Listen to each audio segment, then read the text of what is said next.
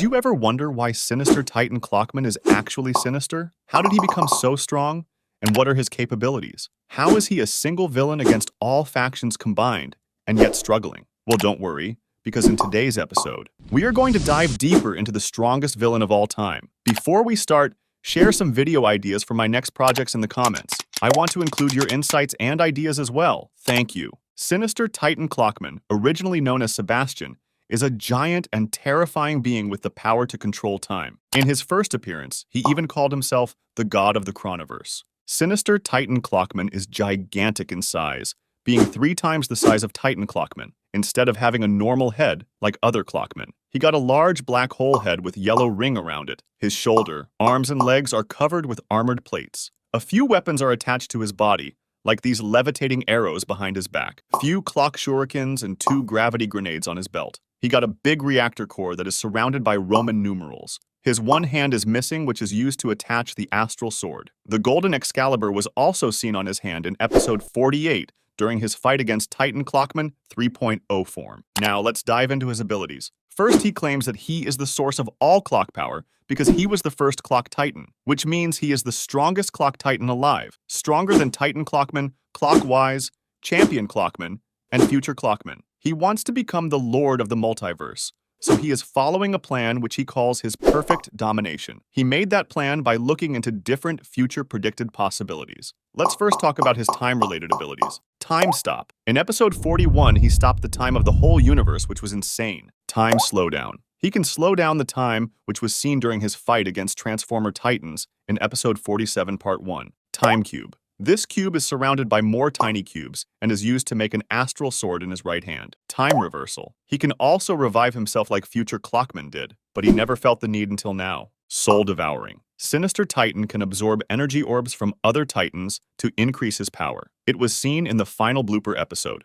Time Nukes. It is a machine that he stole from the Soul and Sea Pen. It can destroy a whole planet completely into pieces, along with all entities on that planet. Time Illusion. He creates a fake illusion of himself most of the time to dodge an attack. That way, he trolled the Alliance so many times. The Alliance thought that they got him that easily, but right after that, he surprises them by appearing from behind. Now let's talk about his other abilities.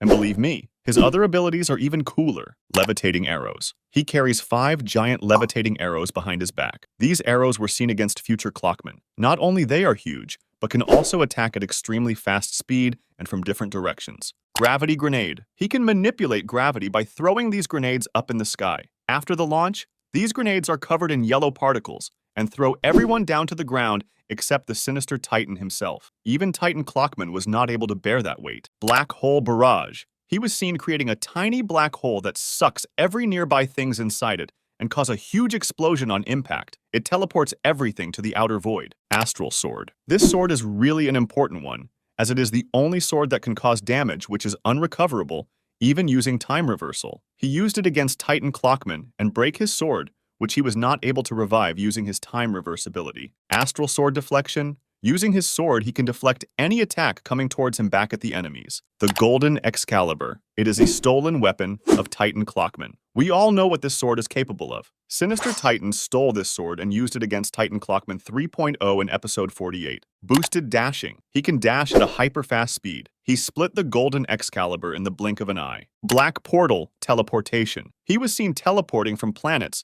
to planets using a portal, which means he can travel anywhere he wants. Psychic Telekinesis. This is really cool. Sinister Titan can levitate dust and rocks on the ground to show his aura. Bro knows how to aura farm. Hypersonic Speed. Sinister Titan was seen fighting at extremely fast speed against Titan Clockman in episode 48. They both went crazy with their swords. Bro, it is not an anime fight. Calm down. Anyway, he also got all abilities of Titan Clockman and Future Clockman as well, but let's not explain those in this video. Now let's talk about his origin and how he becomes sinister. He is the first Clock Titan ever, and was in place of Titan Clockman. Yes, you heard it right. He was the predecessor of Titan Clockman, and he was on good side. His name was Sebastian. It all started with his evil thoughts. In special episode 5, a few Skibidi Toilet were making chaos in the city London, along with Skibidi Scientist. Sinister Titan confront them and easily took them down like a joke. Chief Clockman praised him, but he was not happy by fighting these small opponents. Chief see the hatred inside him. That was the time when Benjamin's soul was seen in the series